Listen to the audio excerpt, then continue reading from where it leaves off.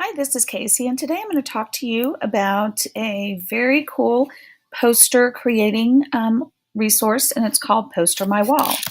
So the first thing I'm going to do is I'm going to go ahead and I'm going to find the site, and I am going to log into my account.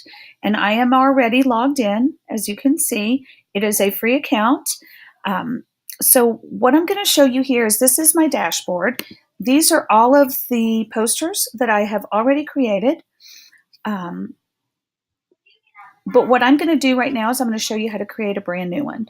So when I am on my dashboard, I can go to New Design, or I can come over and take a look and see if I've already got a poster that I have created, and I can select New. Here I have a choice of whether I'm going to create a new design or if I'm going to put something into a folder. And right now what I want to do is I want to create a new design. Now this gives us lots of templates.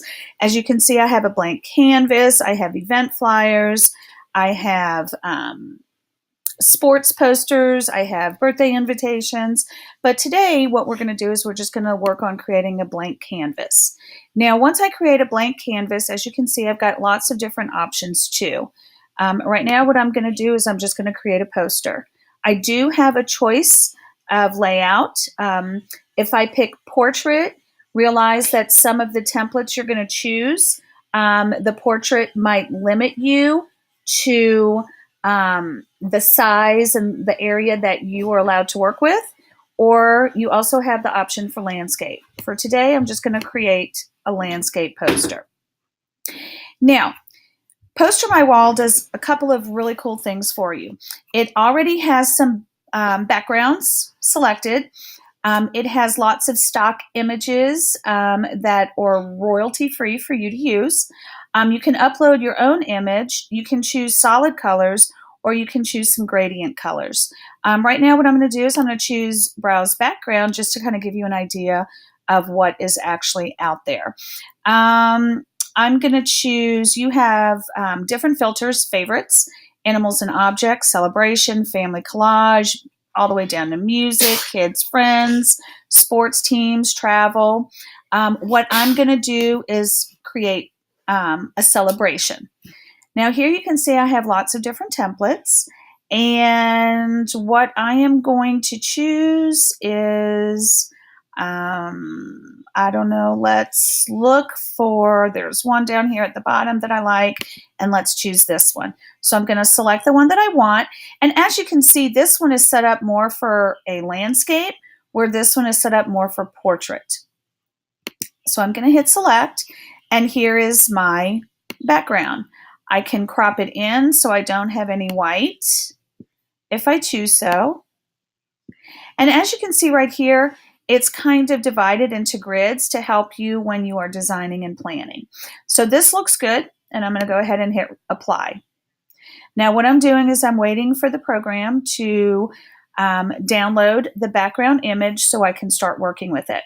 While we're waiting for it to download, let's talk about some things. You could yourself create motivational posters. You could have your students create motivational posters in the point of view of a character in a book.